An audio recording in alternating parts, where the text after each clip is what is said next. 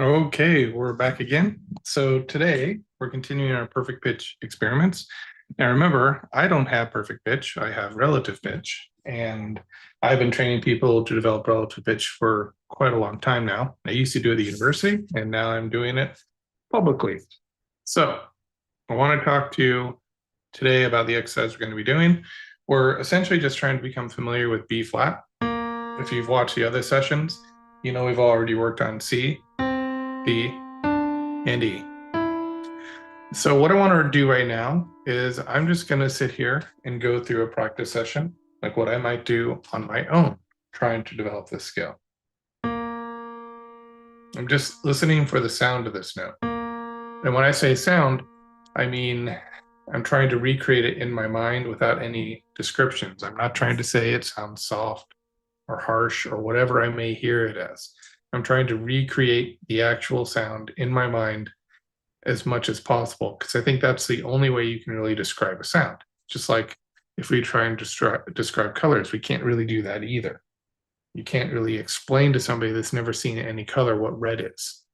So if we're working with sound, we just have to experience it and then replicate that experience internally.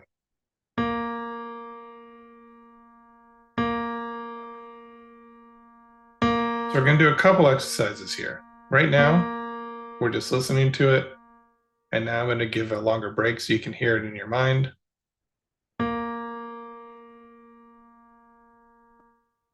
going to make sure this is making noise here. So we're going to do a couple exercises. All right.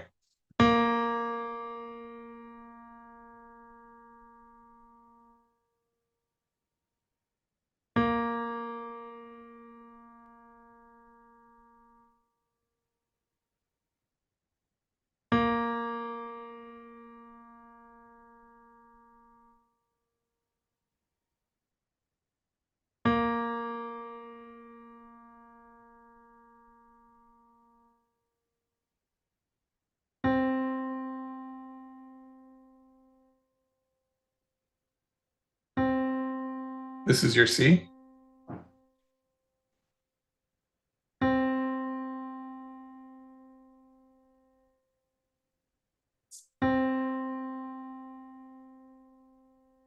D. I really do hear a subtle difference between B flat, C, and D. But the moment you try and recreate it, listen for it, listen deeper, you lose it. So I really think the best thing you can do to try and describe the sound to yourself is to replicate as much as what you're hearing as you can in your mind. So I'm going to mute this for a while. We're just going to be listening to B flat, C, D, E.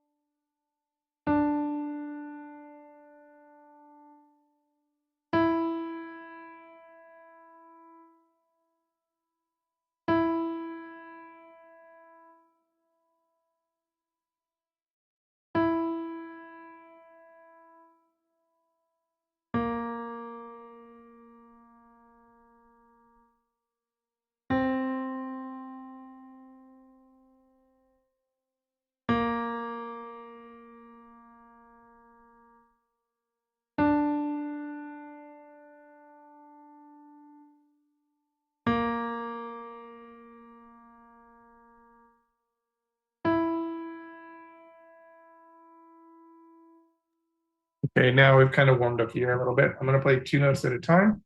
I'm not going to tell you the answers because I actually want you to continually search for these and continually try and get into these sounds. So if you were to complete this more than once, you'd get this exercise again. But don't look for the pitches on the piano. Don't use any source. This is a little bit of an immersion technique that I'm experimenting with. And I don't ever want to tell you what these notes actually are. Just take a guess.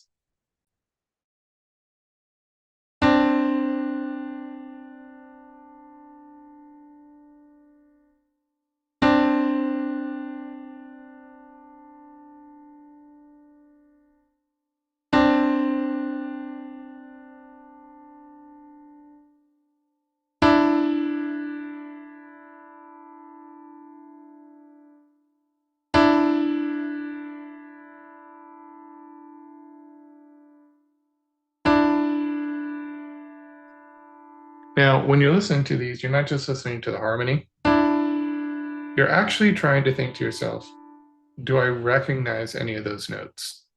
Recognize, not relative pitch, but do any of those notes stand out to you?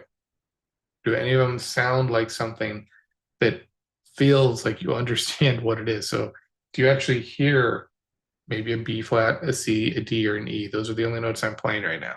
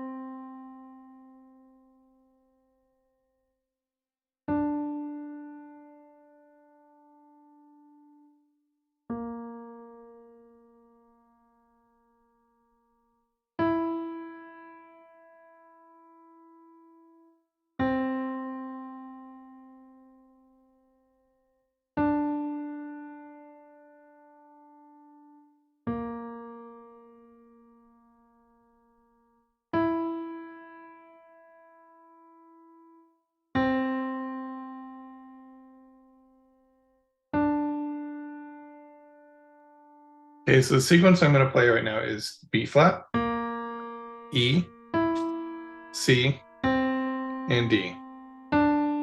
So just listen to these, kind of meditate on this.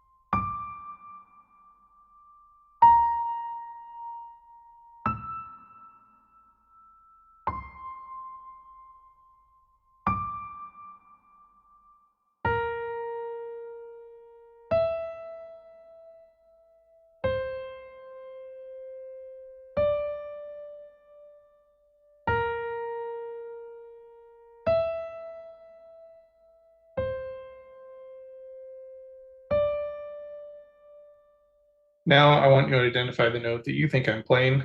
Try not to use relative pitch, just gut reaction. B flat, E, C, D,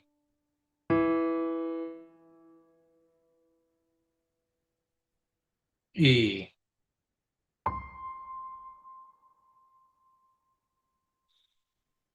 C, D,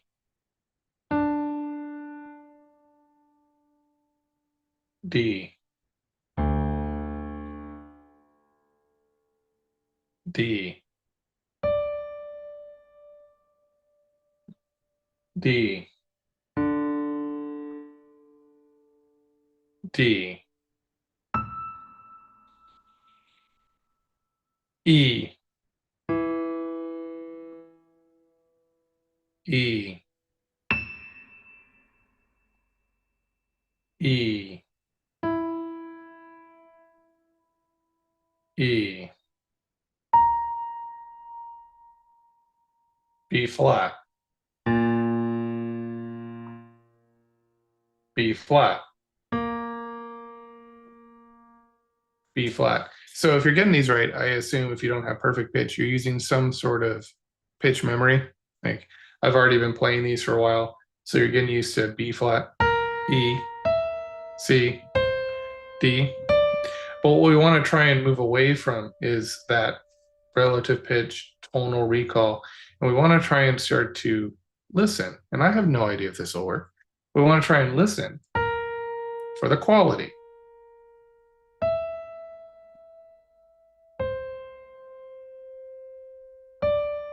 Okay, so I don't really advocate doing this, but if I were to listen to the B flat,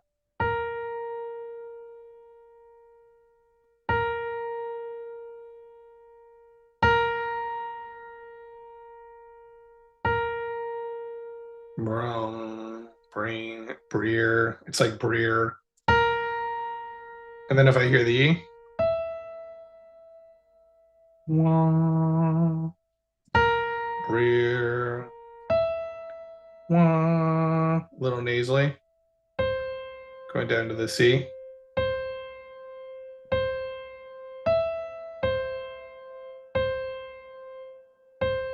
Almost like dong, dong, dong, like bright. Wah, wah. So that's kind of how I'm hearing it, right? And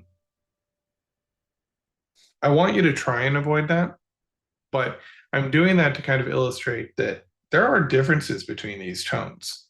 Whether or not I can recognize these and memorize them and be able to identify them quickly, like somebody with perfect pitch, I have no idea. But this is about 16 days in, and I'm seeing some results. So I imagine if you were to continue working on this, maybe it would get better. Maybe not. Maybe this is all completely in my head. It's still such an elusive thing right now that I'm not 100% certain that what I'm hearing is actually what I'm hearing. So again, I'm an expert when it comes to relative pitch. Perfect pitch is never something that I wanted. It's never something that I really felt necessary. In my 30 years as a musician, 35 years, I mean, I've been doing this a long time. There have been very few instances where I thought, yeah, I really wish I had perfect pitch right now. That would make me perform better. The only time when perfect pitch has actually been really desirable is if I'm trying to compose completely away from a piano or a keyboard. I'm out in the middle of nowhere, and I want to make sure I get the right starting pitch. Perfect pitch would have been nice for that. But even that doesn't matter because with relative pitch, you can pick generally any starting pitch you want and you can write everything out. And then if the key feels wrong, because you have a little bit of key sensitivity here, like you can tell the difference between C and D major. Like just listen to this chord. That's a major chord. This is also a major chord.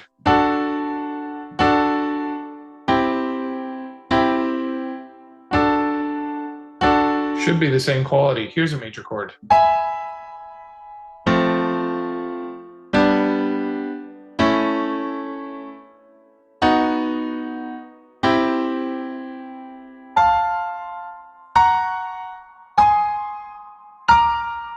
They actually have different colors.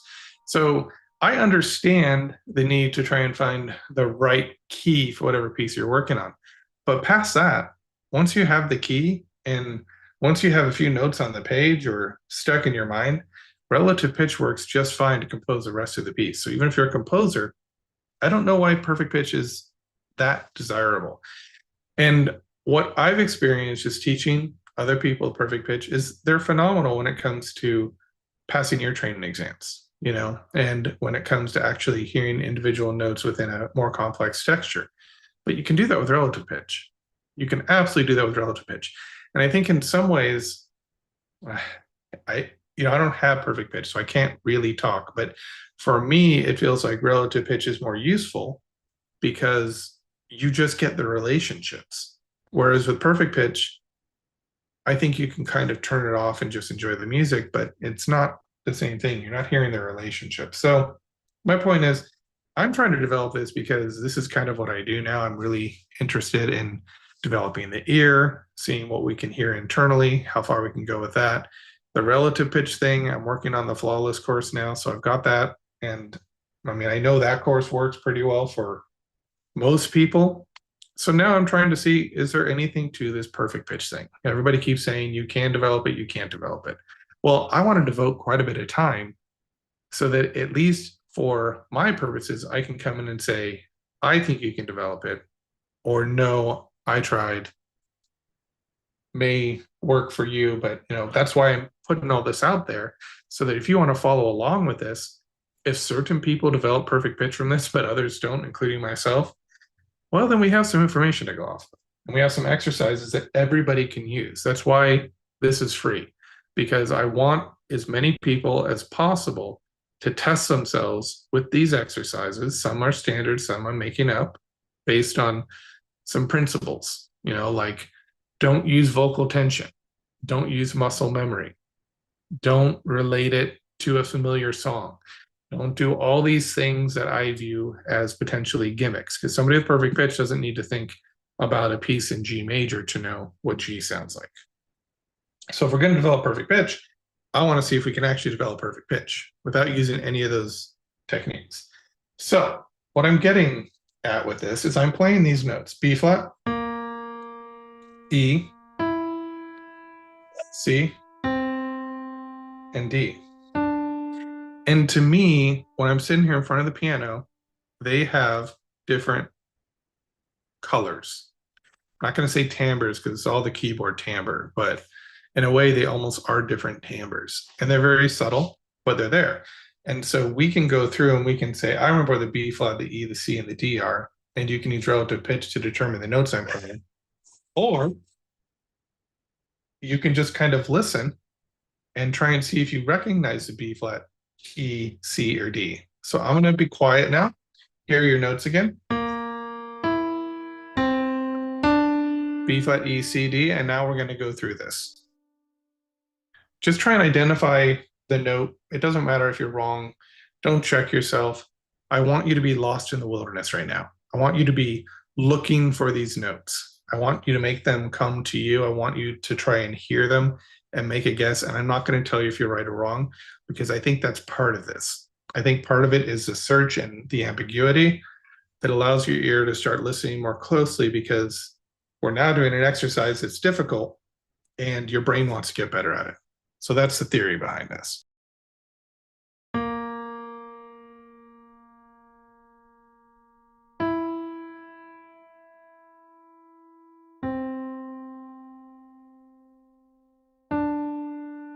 Close your eyes, get into this. I'm going to start with B flat, E, C, D. I'm going to do that for a while, and then I'm going to break it up and we're going to go all over the place.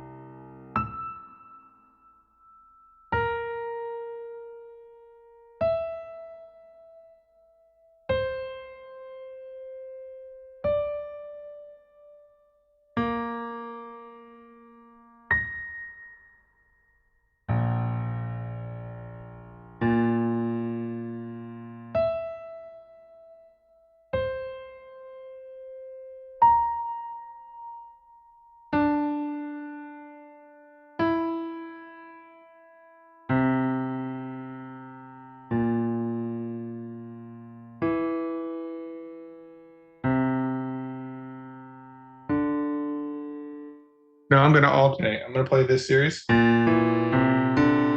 B flat, E, C, D, and then I'm going to play one note, identify the note. And I'm not going to tell you the note name on this either.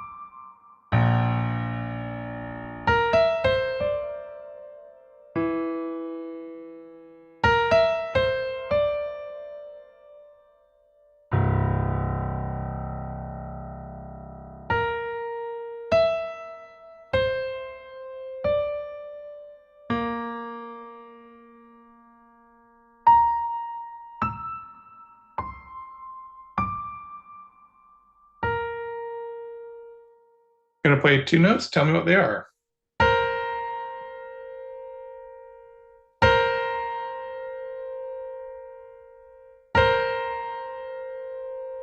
B flat and C. Remember, your only options are B flat, C, or D, or E. C and D.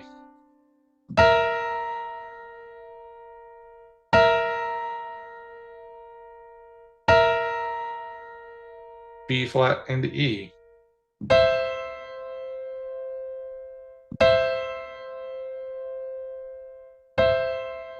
C and E.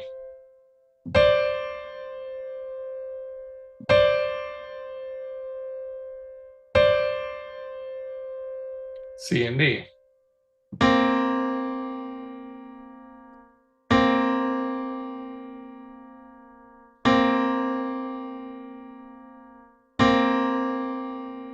B flat and C.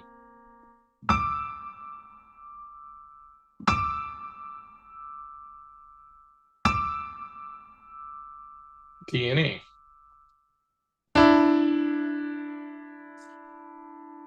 D and E. Okay, so the whole thing about pitch training is even with a relative pitch course, I give you guidelines. I tell you, okay, you should practice this for so many days in a row.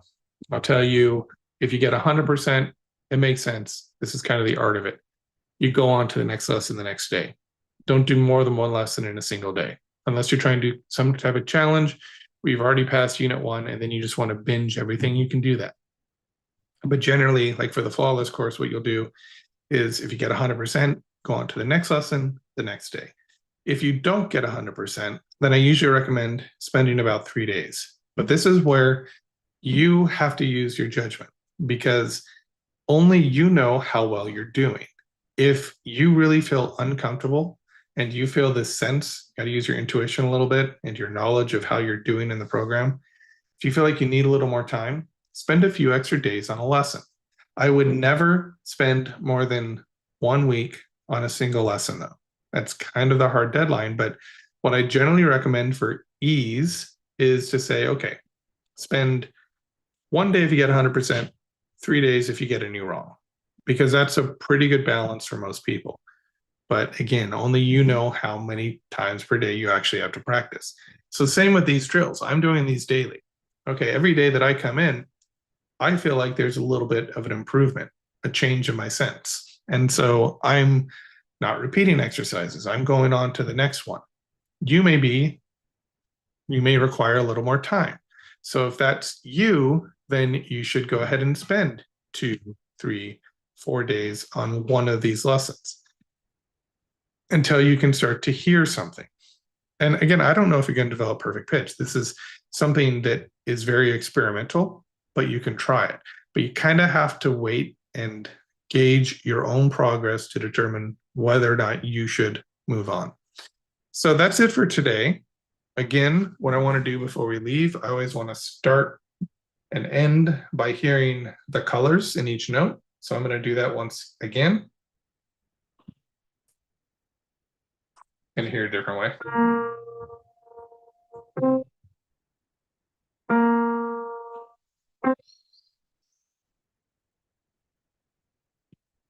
You probably can't hear that. You can just go to the piano or your keyboard and just try and hear a difference in each sound. So that time I was able to, so I'm happy with that. Now what I'm going to do is I'm going to go back to the video for this week, which is Quiet Ear week 2. And I'm going to go through that once and then we'll continue. Okay. So I'll see you again tomorrow and let me know if you have any questions. Actually, I was wrong about that. We're actually in week 3 now. It's a little bit confusing because I'm doing these sessions ahead of doing the actual practice session. So that will come out on Wednesday if you're following along.